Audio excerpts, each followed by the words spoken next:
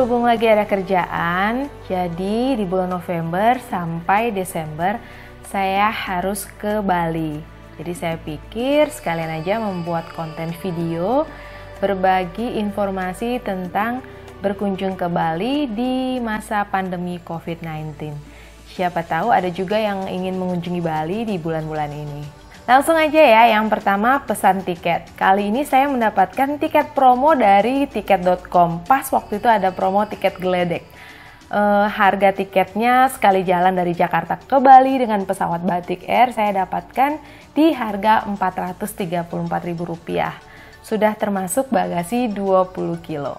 Yang kedua, install aplikasi eHATS, E kecil, huruf HAC-nya besar, eHATS Indonesia dari Play Store, Health Alert Card. Tinggal ketikkan saja eHATS Indonesia, kemudian klik install, tunggu sampai selesai. Kalau sudah selesai terinstall, tinggal diklik open. Nah, tampilan awalnya akan seperti ini, Indonesia Health Alert Card. Silahkan pilih mau menggunakan bahasa Indonesia atau bahasa Inggris. Di sini saya menggunakan bahasa Indonesia. Silahkan isi sesuai petunjuk yang ada di sini ya. Masukkan alamat email, buat password, kemudian ketikkan lagi password yang sama yang tadi sudah kita ketikkan. Kemudian klik login. Setelah diklik login akan muncul seperti ini. Silahkan klik account. Kemudian pilih HAC, Health Alert Card. Klik tanda plus yang ada di pojok kanan atas. Karena tujuan saya kali ini ke Bali, maka saya klik eHATS Domestik. Akan muncul form seperti ini, silahkan diisi dengan benar ya. Ketikkan nama sesuai KTP, umur, jenis kelamin, identity number isi dengan nomor KTP. Kemudian pilih provinsi tujuannya ke Bali. Kemudian pilih kabupatennya. Di sini saya pilih Kabupaten Badung. Kemudian subdistrik saya pilih Kuta. Masukkan alamat tujuan. Saya langsung mengisi dengan hotel tempat saya menginap, yaitu Hotel 4 Points by Sheraton Bali Ungasan. Isi nomor telepon. Di sini saya memasukkan nomor telepon saya. Kemudian tanggal dan jam tiba di Bali. Silahkan dicek aja di tiket pesawatnya kita ya. Di sini saya pilih tanggal 26 November 2020 pukul 17.35 WIB, sesuai dengan yang tertera di tiket. Vehicles name, pilih pesawat. Kemudian ketik nama pesawatnya dan nomornya, ini bisa juga kita cek di tiketnya kita. Untuk seat number, kosongin aja dulu, nanti kalau sudah sampai bandara, udah check-in dan dapat nomor kursi, baru deh kita update lagi formnya ini. Klik next form. Form kedua ini untuk data kota asalnya kita. Karena saya dari Jakarta, saya pilih DKI Jakarta. Lokasi saya dari Jakarta Barat, subdistriknya saya pilih Cengkareng. Di kolom ini kita isi alamat tempat tinggalnya kita. Setelah itu klik next form.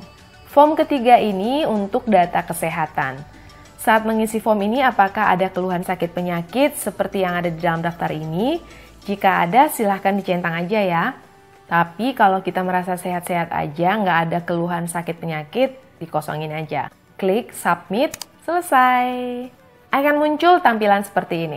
Nanti sampai di Bali, tinggal klik aja layar yang ini untuk memunculkan barcode-nya untuk bisa di-scan oleh petugas bandara di Bali. Barcode ini nanti yang akan di-scan oleh petugas bandara setelah kita mendarat di Bandara Ngurah Rai Bali. Oke, tiket pesawatnya sudah ada, form e-hack-nya sudah lengkap. Nah, yang ketiga ini yang penting banget juga yaitu rapid test. Untuk rapid test ini saya belinya yang drive-thru lewat Traveloka, biayanya sekitar 100 ribuan rupiah. Lokasi rapid test drive-thru ini ada di Suwarna, itu arah menuju ke bandara. Nah, karena ini drive-thru, jadi kita nggak perlu turun dari mobil. Cukup di dalam mobil aja antriannya bersama dengan kendaraan-kendaraan lain yang sudah mengantri lebih dulu di depan kita. Oh ya, kalau berangkatnya dengan pesawat AirAsia, di sini udah ada info biaya rapid testnya hanya sebesar Rp95.500. Oke, kita sampai di loket pertama yaitu registrasi dan pembayaran. Karena saya sudah membeli dan membayar lewat aplikasi Traveloka, jadi saya tinggal menunjukkan barcode-nya sebagai bukti ke petugas. Nah, mereka akan scan barcode-nya ini, kemudian petugas akan meminta bukti KTP. Jadi udah disiapin juga ya KTP-nya kita. Selanjutnya petugas yang ada di loket akan memberikan kita selembar kertas bukti pembayaran rapid test drive-thru. Setelah menerima lembar bukti pembayaran rapid test drive-thru ini, kita lanjut ke loket berikutnya untuk diambil sampel darahnya. Sampai di loket ini, petugas akan meminta lembar yang tadi, lembar bukti pembayaran rapid test drive-thru. Sampel darah kita akan diambil di loket ini, nggak usah takut karena nusuk jarumnya nggak pakai lama kok. Jadi rasa sakitnya itu hanya sebentar aja. Setelah sampel darah kita diambil, kita langsung aja menuju ke lokasi parkiran. Kita tunggu, kita dengerin nanti ada panggilan atas nama kita dan nomor loket tempat untuk mengambil hasil tes. Jadi sekitar beberapa menit kita di dalam mobil, di lokasi parkiran. Kita tungguin sampai nama kita dipanggil ya. Nanti dia akan panggil nama misalnya Arni Simanjuntak, silahkan mengambil hasil tes di loket B. Baru kita menuju loket tersebut untuk mengambil hasilnya. Setelah beberapa menit menunggu, akhirnya nama kita dipanggil dan kita langsung menuju ke loket B. Puji Tuhan banget hasilnya itu non-reaktif. Nah, setelah mendapatkan hasil tes ini, kita langsung berangkat ke bandara. Oh ya, di masa pandemi COVID-19 ini, kalau mau ke bandara, pastikan 3 jam sebelumnya kita sudah sampai di bandara ya. Supaya menghindari siapa tahu ternyata ada antrian yang panjang. Karena sampai bandara itu ternyata di dalam juga banyak loh yang mau berangkat. Nggak sepi-sepi banget, banyak juga antrian di counter check-in. Jangan lupa hal yang sangat penting, menggunakan masker, menjaga jarak, dan mencuci tangan atau menyemprotnya dengan hand sanitizer. Kalau saya biasanya menggunakan alkohol 70% yang sudah saya isi ke dalam botol spray. Setibanya di bandara, kita akan menemukan meja petugas. Di sini kita harus menunjukkan surat hasil rapid test kita yang tadi sudah kita dapatkan untuk dicap atau distempel oleh petugas. Baru kemudian kita boleh masuk. Proses selanjutnya seperti biasa, tunjukkan tiket pesawat ke petugas dan melewati screening checkpoint. Oh ya, kalau misalnya koper atau bawaan kita mau di-wrapping, silahkan di-wrapping dengan biaya Rp50.000 ya. Silahkan dipantau layar monitor ini supaya kita nggak salah ngantri saat mau check-in. Pas kita ngantri ini, kita bisa lihat ternyata nggak sepi ya, lumayan ramai juga, banyak juga yang mau bepergian. Dan di bandara itu pengumumannya akan selalu mengingatkan kita untuk menjaga jarak 1,5 meter. Oh ya, jangan lupa setelah check-in kan kita udah dapat seat number, nomor kursinya. Langsung aja di-update di aplikasi e-hack-nya tadi ya, nomor kursinya diisi. Dan siap-siap deh kita berangkat terbang ke Bali.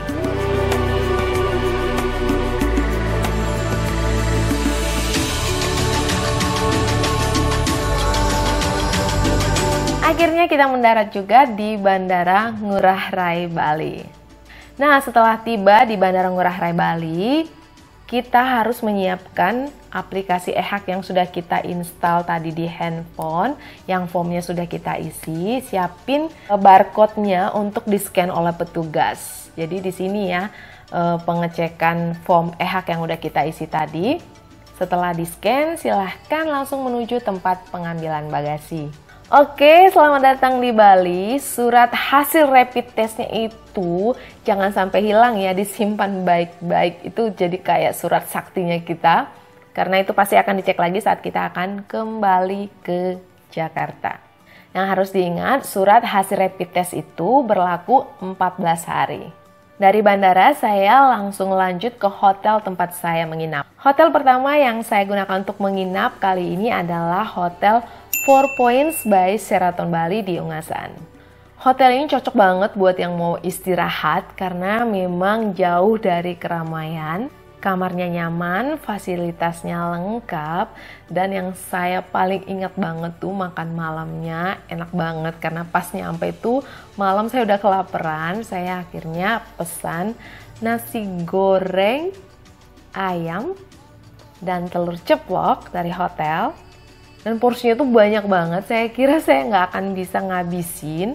Ternyata tuh karena enak banget, nggak sadar saya menghabiskan satu piring penuh. Enak banget, harganya sekitar 60 ribuan, worth it lah karena rasanya tidak mengecewakan, enak pokoknya. Oh ya, di Hotel 4 Points ini saya dapat harga promo 1 juta untuk 3 malam, sudah termasuk breakfast. Sudah termasuk sarapan, dan sarapannya juga enak. Karena kunjungan saya ke Bali kali ini bukan untuk yang pertama kali, dan beberapa tempat wisata sudah pernah saya kunjungi.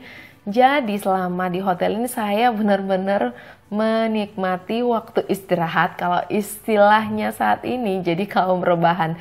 Saya benar-benar nikmati banget makan, nonton, tidur, rebahan, makan lagi, rebahan lagi. Ya benar-benar jadi kaum rebahan banget, menikmati banget istirahat. Dan memang Hotel 4 Points yang ada di Ungasan ini cocok banget buat kita yang mau istirahat. Karena lagi masa pandemi, hotel ini memang beberapa kamar saya lihat kosong, jadi sepi banget, cocok banget buat yang mau staycation. Setelah 4 hari menginap di Hotel 4 Points, saya pindah ke Hotel Sheraton Bali Kuta Resort. Di Kuta ini kita mulai melihat adanya sedikit keramaian, karena nggak seramai dulu ya, beda. Wisatawan asing itu bisa dihitung dengan jari. Kalaupun ada, kemungkinan mereka memang yang sudah tinggal di Bali atau yang tidak bisa balik ke negaranya, mungkin ya. Karena kan penerbangan internasional masih ditutup selama masa pandemi COVID-19. Untuk Hotel Sheraton ini per malamnya Rp750.000. Belum termasuk sarapan. Sengaja saya nggak memilih yang plus sarapan, karena di Kuta itu lebih gampang untuk mencari makanan dan lebih enak untuk jalan-jalan keluar karena tempatnya agak rame ya. Beda dengan yang di Ungasan tadi. Selama di Bali untuk transportasi saya menggunakan aplikasi InDriver. Selain tarifnya lebih murah, di aplikasi ini kita bisa bidding harga. Kita bisa pilih mobilnya mau yang mana, nanti ada keluar listnya. Dan kita juga bisa pilih drivernya. Saat pandemi ini banyak banget toko-toko yang tutup. Dan bahkan saat lewat saya sempat lihat banyak juga ruko-ruko yang disewakan. Sedih banget sih lihatnya karena benar-benar sepi. Nggak seperti biasanya. Kita doakan aja semoga pandemi ini segera berakhir. Semoga semuanya bisa pulih kembali. Tetap semangat, jaga kesehatan, jangan lupa selalu menggunakan masker, menjaga jarak, hindari kerumunan, dan rajinlah mencuci tangan, menyemprotnya dengan hand sanitizer. Kalau saya, seperti yang saya katakan di awal tadi, menggunakan alkohol 70% yang sudah saya isi ke dalam botol spray. Dan jangan lupa, kalau habis dari luar, sampai hotel langsung mandi ya. Semua barang termasuk pakaian yang kita bawa, kita pakai dari luar, itu harus kita semprot dulu. Setelah bersih, baru masuk ke ruangan kamar. Jadi kaum rebahan lagi, istirahat sambil nonton. Karena banyak banget pilihan tayangan program TV yang bisa kita tonton dan bagus-bagus banget filmnya. Sekian dulu video episode kali ini. Semoga bermanfaat. Jika suka silahkan klik like, silahkan membagikan link YouTube ini kepada siapa saja yang mungkin sedang membutuhkan info tentang berkunjung ke Bali di masa pandemi COVID-19. Jangan lupa klik subscribe dan juga tanda lonceng yang ada di sebelahnya supaya bisa mendapatkan informasi terupdate, terbaru video yang saya upload di channel YouTube Arni Simanjuntak. Terima kasih sudah menonton, sampai jumpa di video episode berikutnya.